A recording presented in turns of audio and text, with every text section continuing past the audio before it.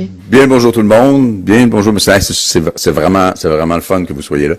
Ça fait différent. Pas parce que les journalistes sont pas sympathiques, mais parce qu'ils sont moins que vous autres.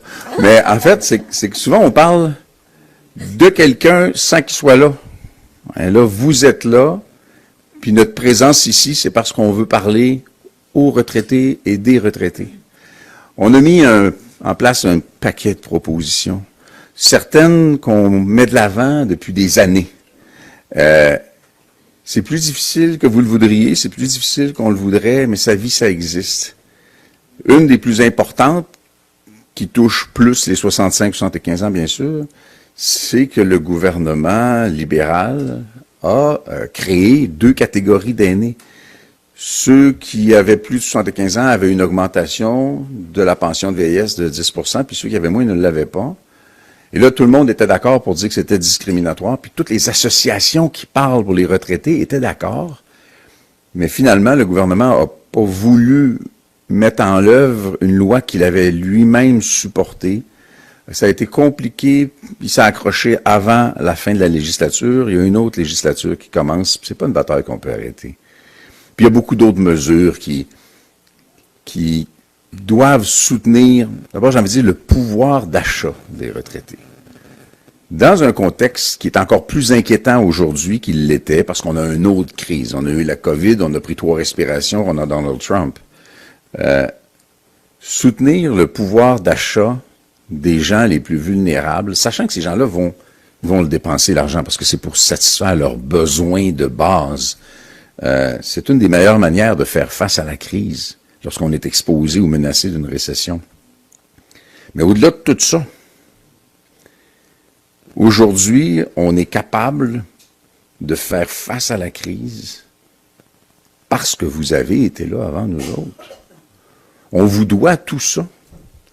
Lorsque je vois, je nomme pas de parti, là, de façon générale, lorsque je vois un gouvernement être radin, être gribsou face aux retraités qui n'ont plus, dans la plupart des cas, ou bien souvent, la capacité de retourner au travail. Ils peuvent pas retourner au travail, donc arrangez-vous avec ce que vous avez. Moi, ça me fait de la peine parce que je trouve que c'est ingrat. Donc, cette volonté-là, j'ai envie de dire, cette bataille-là, on l'a fait depuis longtemps. Puis, là, on est dans une réflexion, tout le monde au Québec, vos enfants, puis dans un certain cas, leurs enfants, à eux aussi, sont dans une réflexion de comment peut-on s'assurer que nos emplois, notre travail, nos entreprises à nous autres sont protégés. Si on recule à l'époque où vous étiez plus jeune, il n'y avait pas beaucoup d'entreprises québécoises. C'est né dans les dernières décennies du monde qui partent des entreprises au Québec, qui sont dans certains cas devenues de grosses entreprises internationales, puis dans beaucoup de cas des petites entreprises locales. Comment fait-on pour les protéger? Et nous, ce qu'on dit, c'est que grâce à vous autres, on a aujourd'hui la compétence de prendre soin de nos affaires. On a aujourd'hui la compétence de dire au gouvernement du Canada, que ce soit n'importe qui. On peut être des partenaires dans la négociation, mais ce qui a été construit au Québec dans les 60 dernières années, ce qui a été construit parce qu'il y a des gens qui ont travaillé puis qui nous ont donné les moyens d'avoir des universités, d'excellentes écoles, un gouvernement beaucoup plus engagé pour une économie québécoise qui est différente, mais qui est la nôtre, qui n'existait pas avant vous autres. N'existait pas avant vous autres, cette économie-là.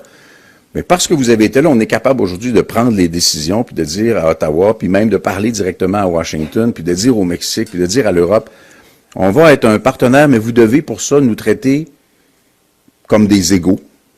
Des gens raisonnables, parlables, compétents, qualifiés, articulés, comme des égaux, à la table, pour s'assurer que les différences entre l'économie du Québec, puis l'économie de l'Ontario, puis l'économie du Canada, c'est pas pareil.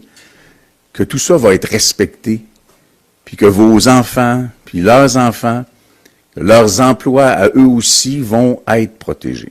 Moi, c'est l'engagement que je prends depuis le début du différend, du conflit avec M. Trump, qui est un bonhomme un peu spécial, on se le dira.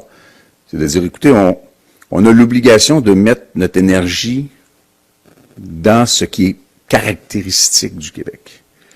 Ici, dans la région, d'ailleurs, on a développé en très peu de temps l'entrepreneuriat.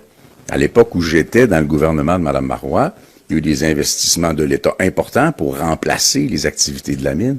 Dans ce secteur ici, ça se fait. On y est arrivé déjà, on est capable, parce que vous nous avez aidés à s'en aller là. Fait que le premier message, c'est merci. Merci vraiment beaucoup. C'est nous autres, on est là aujourd'hui, là. Puis qu'on n'est pas des employés des Anglais, c'est à vous autres qu'on le doit.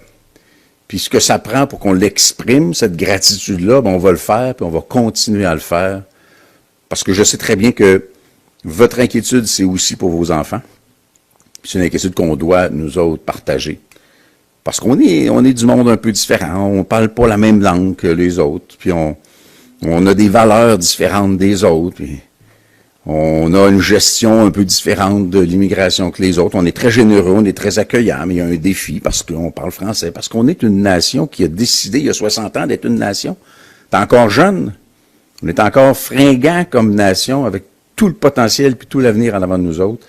À cause de ces différences-là, ben on va, nous autres, se regrouper puis vous inviter à nous soutenir, à nous donner l'énergie puis la force puis le mandat nécessaire pour parler pour vous autres, pour parler pour vos enfants, puis pour parler pour leurs enfants à eux autres aussi. Alors, merci beaucoup, beaucoup de nous avoir accueillis chez vous, qui est une fort belle place. Et j'ai cru remarquer que vous allez avoir tout un dîner parce que je suis allé fouiner dans la cuisine. Et voilà, vous allez avoir un bon lunch de cabane à sucre. Alors, nous allons débuter la période de questions pour les journalistes. On rappelle une question de suivi. Merci de vous nommer ainsi que le média que vous représentez. Bonjour, M. Blanchet. Michel Sabat, La Presse canadienne. Les aînés sont-ils la carte cachée du Bloc, vu que vos électeurs sont généralement plus âgés que ceux des autres formations politiques et que les aînés se rendent aux urnes dans une plus grande proportion que dans les groupes d'âge moins âgés? Ce serait un peu cynique si on utilisait les aînés comme des instruments. Mais les retraités et les aînés, c'est nos parents, là. Quand on travaille pour eux autres, on travaille pour nos parents, à nous autres. Moi, j'ai plus les miens, mais c'est récent. Et puis notre engagement envers les aînés est antérieur au moment où on a commencé à avoir un appui plus important des aînés, des retraités. J'ai l'impression que c'est eux qui ont décidé qu'ils appréciaient ce qu'on faisait et qu'ils nous ont donné leur appui. Et donc, il n'y a pas eu un calcul froid et cynique. Mais dans le contexte actuel, c'est aussi des gens qui disent « j'ai peu de ressources, j'ai peu de temps, j'ai peu de moyens, puis on a peur, puis on est inquiet à cause du président américain ». C'est des gens qu'on a le devoir de rassurer, puis envers qui on a le devoir de prendre des engagements clairs. Pourquoi relayer au second plan l'indépendance du Québec dans votre plateforme électorale au profit de ce qui devient un peu la question de l'urne, affronter Trump? Vous faites deux constats qui ne sont pas des questions, qui sont des affirmations avec lesquelles je suis en désaccord. D'abord, l'indépendance n'est jamais reléguée au deuxième plan, mais si on n'avait pas eu une section en ouverture de notre programme qui parlait spécifiquement des enjeux de négociation et de menaces tarifaires des Américains, vous auriez dit qu'on est complètement à côté de la plaque. Alors, vous étiez là hier, lorsque j'ai franchement de front et à plusieurs reprises abordé la nécessité de rassembler les conditions pour qu'à l'Assemblée nationale du Québec, parce que c'est là que ça va se décider, à l'Assemblée nationale du Québec, la table soit dégagée pour la suite du débat.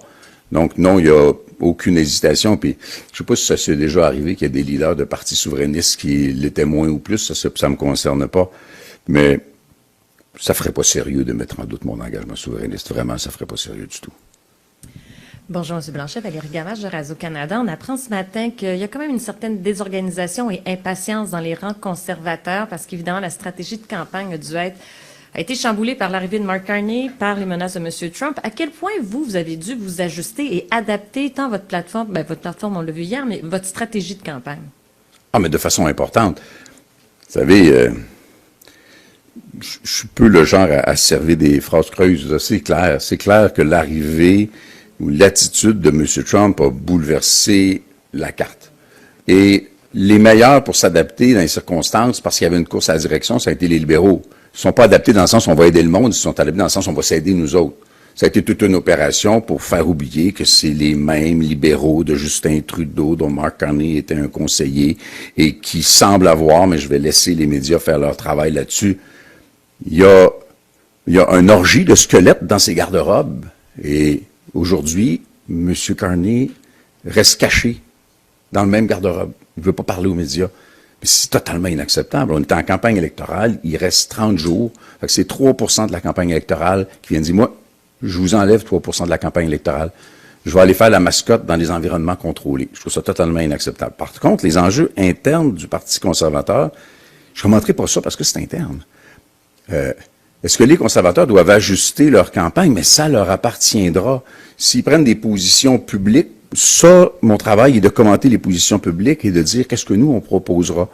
Mais m'en prendre à des enjeux organisationnels d'une autre formation politique qui nous pendent au bout du nez tout le monde, hein, ça pourrait nous arriver. On a vu qu'il y a des militants, comme à chaque élection, des militants qui sont un peu plus inquiets. C'est normal. On est confronté à une crise majeure. La dernière crise majeure qu'on a vue est arrivée après une élection, avec une capacité de cohésion du Parlement fédéral. Ça a plutôt bien marché. Tandis que là, on a une crise qui arrive un peu avant une élection. C'est la raison pour laquelle je dis qu'il faut que tout le monde, ici et ailleurs, puisse voter vite, puis ce qu'on va faire bientôt, pour avoir un gouvernement, quel qu'il soit, puis voir quel est le rôle du Québec ou du Bloc québécois dans un futur Parlement. Et ça appartient aux gens. Si on doit prendre acte d'une réalité différente, d'avoir une campagne qui va, bien sûr, parler de langue et de valeurs et d'immigration et d'environnement, on va le faire aussi, mais on sait qu'au cœur de la campagne, il y a un changement complet de paradigme. Il y a une résidente ici de 105 ans qui vous a dit que le secret de la longévité, c'est de laisser aller. Qu'est-ce que vous retenez de cet enseignement-là et allez-vous l'appliquer à l'actuelle campagne?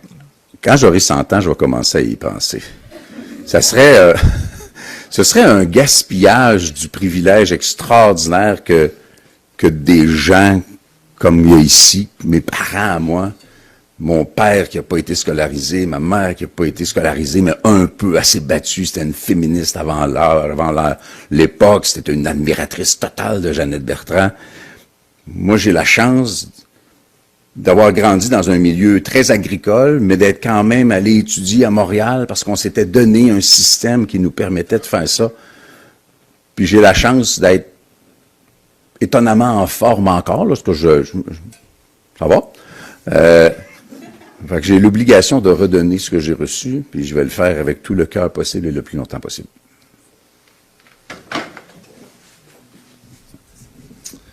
Bonjour, Richard Lefebvre, Actualité L'Étincelle. J'aimerais savoir, bien qu'on est au début de la campagne, sillonner Richemont-Arthabasca, qu'est-ce qu'on remarque comme besoin? C'est quoi ce qu'on entend du terrain présentement sur les besoins là, dans Richemont-Arthabasca? Il y a deux choses qui me frappent. D'abord, je connais bien Richemont-Arthabasca parce que je suis originaire de Drummondville, j'ai demeuré à Sainte-Hélène-de-Chester. Donc tout ça ici, c'était comme le terrain de jeu régional que je connais bien. Et j'ai dans une certaine mesure retrouvé, on n'est plus des adversaires, une très bonne relation avec l'ancien député de Richemont-Arthabasca, Alain, parce qu'on s'était connus quand il était maire, puis j'étais ministre régional. Et j'étais assez admiratif de sa volonté, avec les différences de vue, là, de faire en sorte que Victoriaville ait une signature environnementale, une signature de concilier le développement économique, l'entrepreneuriat et les enjeux environnementaux. À échelle locale, pas dans des paradis fiscaux aux Bermudes, là, à échelle locale ici. Et ça, j'étais très admiratif de ça. Et quand je suis revenu récemment, j'ai rencontré des gens qui recoupent plusieurs institutions, incubateurs, cégep, de l'économie circulaire du bois, parce que lorsqu'on parle dans notre campagne de transformer davantage les ressources québécoises au Québec pour être moins vulnérables aux menaces de tarifs ou à l'éventuel traité commercial, mais c'en est un extraordinaire exemple. Victoriaville a une expertise merveilleuse là-dedans.